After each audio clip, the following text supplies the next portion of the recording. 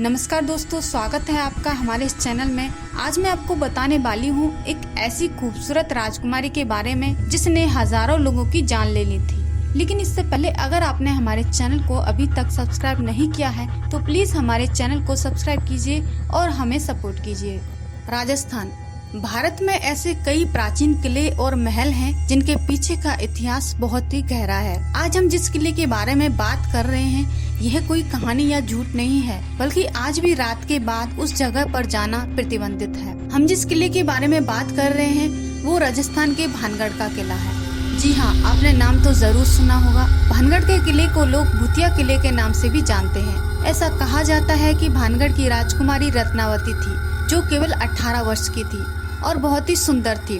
राजकुमारी की सुंदरता की चर्चा दूर दूर तक फैली हुई थी, इसलिए देश के हर कोने के राजकुमार उससे शादी करना चाहते थे। एक बार एक तांत्रिक ने राजकुमारी को देखा और तांत्रिक भी राजकुमारी के प्रति आसक्त हो गया और उसने राजकुमारी को प्राप्त करने के लिए अपने काले जादू का उपयोग करने की सोची।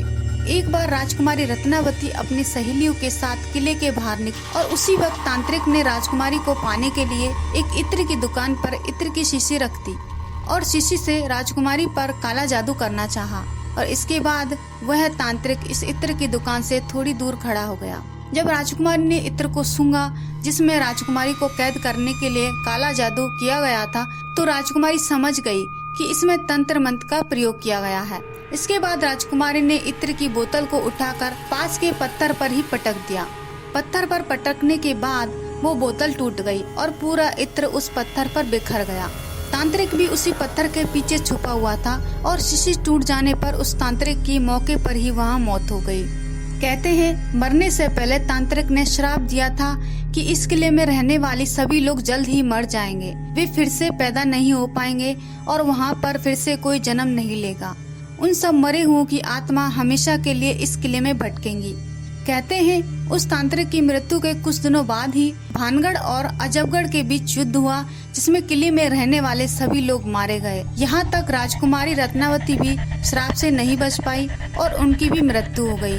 कहा जाता है कि तब से यह आत्माओं का किला बन चुका है और आज भी उन सब की आत्मा यहाँ भटकती है और राजकुमारी की आत्मा भी महल के अपने कमरे में भटकती है। तो दोस्तों, आपको ये भानगढ़ की कहानी कैसी लगी हमें कमेंट्स में जरूर बताइए।